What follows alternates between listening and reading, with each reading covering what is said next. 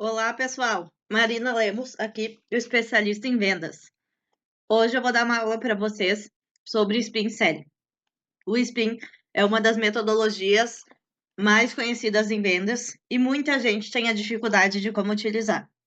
Mas é uma abordagem muito poderosa para conduzir conversas de vendas de forma estratégica. Em vez de você vender a solução diretamente, você guia o cliente a perceber que ele precisa da tua solução. As perguntas são divididas em 4 categorias, tá? Então, a sigla SPIN quer dizer o S de situação, o P de problema, o I de implicação e o N de necessidade da solução. No S, né, na situação, você vai diagnosticar a realidade atual do cliente. No P, de problema, você vai identificar os desafios e dificuldades que ele tem. E no I, você vai implicar essa dor, mostrando o impacto negativo do problema se ele não resolver isso. Até que a fase final, de necessidade da solução, você vai fazer o cliente desejar a sua solução de fato. E eu trouxe alguns exemplos aqui para vocês de como utilizar essa metodologia.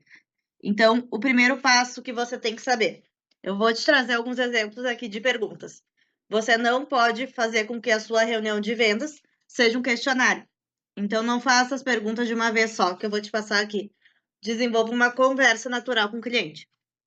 Escute ativamente seu cliente. Nesse momento, onde você vai fazer uma primeira reunião com ele, você tem que mais escutar do que falar.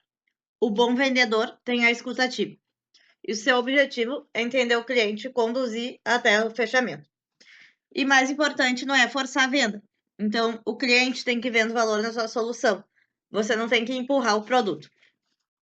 Então, vamos aos exemplos aqui. As perguntas de situação, onde você vai investigar o cenário do cliente. Eu vou te trazer um exemplo. Digamos que você é uma agência de marketing e tem dificuldade para vender mais.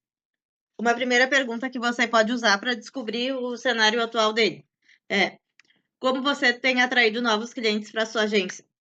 Essa pergunta vai abrir espaço para que ele compartilhe realmente as dores dele, sem você precisar fazer um questionário. Deixa ele falar, tá? Se essa pergunta não funcionar e você quiser fazer mais, outro exemplo é: qual a sua taxa de conversão de leads em clientes? Ou seja, quantas propostas você precisa apresentar para fechar um novo cliente? E também, outra que você pode fazer é: quais canais de marketing você utiliza para captar novos clientes? Agora, a gente vai para as perguntas de problema. Então, aqui a ideia é descobrir as dores do seu cliente que precisam ser abordadas. Então, um exemplo: o que mais te incomoda hoje sobre essa geração de leads? O cliente vai te revelando insatisfações, tá? Que ele não tinha mencionado antes, porque a sua pergunta vai ser mais específica. Você tem dificuldades em manter os clientes atuais durante as campanhas? E sim, quais são? Aí você vai identificar problemas específicos. Então, o problema, você vai aprofundando a dor do cliente.